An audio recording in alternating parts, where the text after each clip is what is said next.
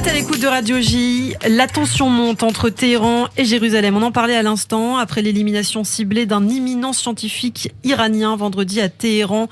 Les gardes de la révolution islamique sont montés au créneau à l'image du président iranien d'abord, Hassan Rouhani, qui a accusé ce samedi Israël de vouloir semer le chaos. Pour rappel, Mohsen Fakhrizadeh, 59 ans, était chef du département recherche et innovation du ministère iranien. Il était un des plus importants responsables du programme nucléaire, un des cerveaux présumés, en d'autres termes, du programme d'armes nucléaires de l'Iran. L'homme a donc succombé à ses blessures après plusieurs balles tirées contre sa voiture et celle de ses gardes du corps. L'occasion de revenir sur cet événement très important, sur les conséquences qu'il pourrait impliquer, mais aussi sur l'histoire des éliminations ciblées de l'État d'Israël, politique qui a vu le jour il y a déjà presque 70 ans. On en parle avec vous, Christophe Darrin. Et oui, les condamnations affluent en Iran depuis cette attaque donc de vendredi. Le guide suprême iranien Ali Khamenei a appelé à punir les auteurs et les responsables de cette attaque, rendant hommage, je cite, à un martyr. De son côté, le chef de la diplomatie iranienne, Mohammad Javad Zarif, a accusé dès vendredi Israël d'avoir joué un rôle dans ce qu'il a qualifié d'acte terroriste. Et le Hamas a aussi réagi. Selon la presse, son chef Ismail Haniyeh a eu au téléphone le chef de la diplomatie iranienne, Mohamed Zarif d'ailleurs. Oui, le Hamas qui a dénoncé, je cite, la politique d'assassinat de l'État d'Israël. Elle n'a pas réussi avec la résistance en Palestine.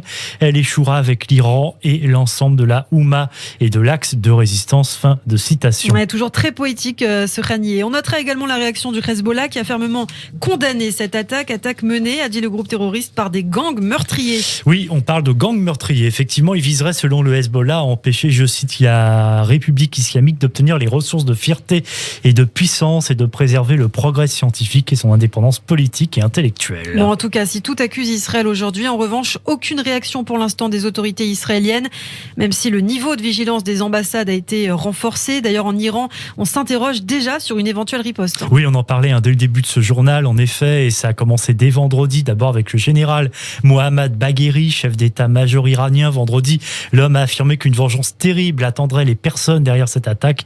Et puis notons cet article d'opinion, on en parlait dès le début de cette édition, pour attaquer la ville israélienne de Haïfa, un plaidoyer publié dans le journal radical Kayan.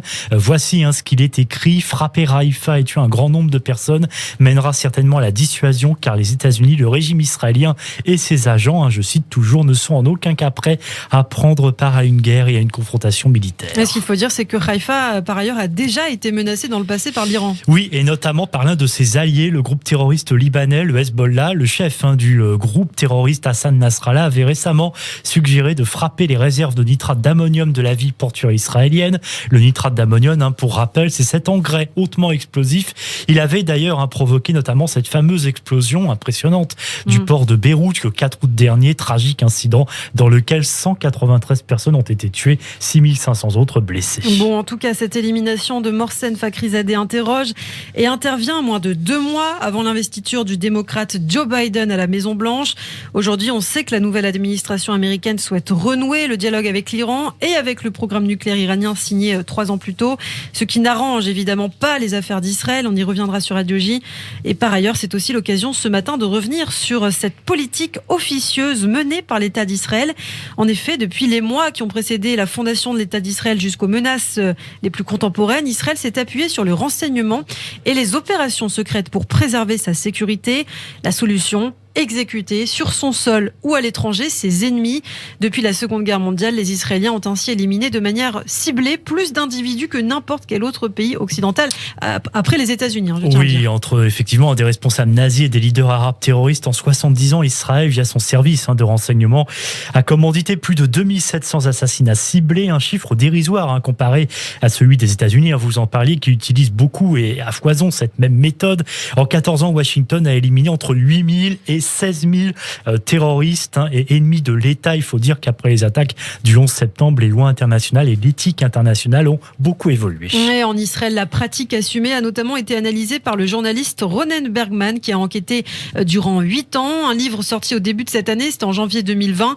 Un livre baptisé « Lève-toi et tue en premier ». Face à celui qui vient te tuer, lève-toi et tue-le en premier. C'est en effet par cette citation du Talmud qu'Israël justifie ainsi ses opérations secrètes, opérations menées par les services du Mossad, du Shin Bet et de l'armée israélienne depuis des hélicoptères ou des drones. Éliminations qui se sont banalisées sous la justification de la guerre contre le terrorisme. Et pour la petite histoire, il faut remonter déjà plusieurs décennies en arrière pour se rendre compte que cette philosophie, cette politique de défense préventive, en fait, ne date pas d'hier. Oui, effectivement, c'est d'ailleurs très intéressant. Le système d'élimination ciblée a été pratiqué avant même la refondation de l'État juif avec ce qu'on a appelé les Nokmim, mot hébreu signifiant vengeur, un groupe fondé au printemps 1945 à Bucarest par Abba Kovner, l'homme qui avait organisé la résistance du ghetto de Vilnius en Lituanie.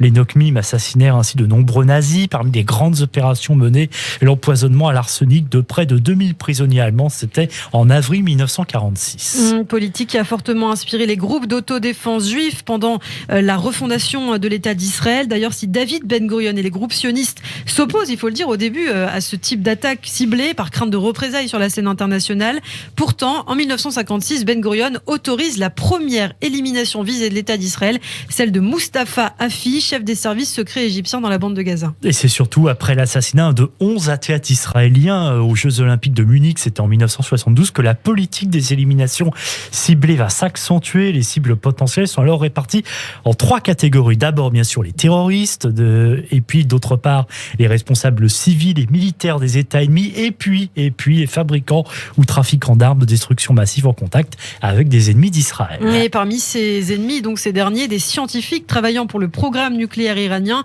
eux sont particulièrement ciblés depuis les années 2000. Et oui, on retombe du coup sur nos pieds évidemment par rapport à cette actualité toute récente. Et en juillet 2001, par exemple, l'un des pères du programme balistique iranien, le colonel Ali Mahmoudi Miman, a été abattu dans son bureau d'une balle en pleine tête. Et puis en janvier 2007, un scientifique iranien succombera également dans d'étranges circonstances à une intoxication due au gaz. Le Mossad est directement soupçonné. Et rebelote en janvier 2010, d'ailleurs c'était donc il y a 10 ans déjà, la mort du physicien Massoud Ali Mohammadi.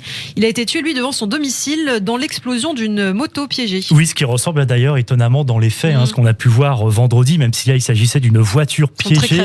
La même année, donc là on est en 2010, il y a donc effectivement 10 ans, 2 des meilleurs physiciens nucléaires iraniens sont victimes d'une explosion, une bombe magnétique ainsi placée par 2 mystérieux motards sur la voiture alors en mouvement, des scientifiques. Mais justement. d'ailleurs la voiture était en mouvement aussi concernant Mohsen Fakhrizadeh. Tout à fait. Et dans presque tous les cas qu'on ne pourra pas tous citer, puisqu'il y en a tellement, 2700, vous l'avez dit, Israël s'est souvent abstenu d'assumer ses responsabilités. Cela reste très officieux. Aujourd'hui, en tout cas, la liste des ennemis de l'État d'Israël à abattre s'allonge. Il y a le chef du Hezbollah, Hassan Nasrallah, Qassem Soleimani, commandant de la force Quds d'Iran, et peut-être aussi Baha Abu al-Atta, le chef du djihad islamique dans la bande de Gaza.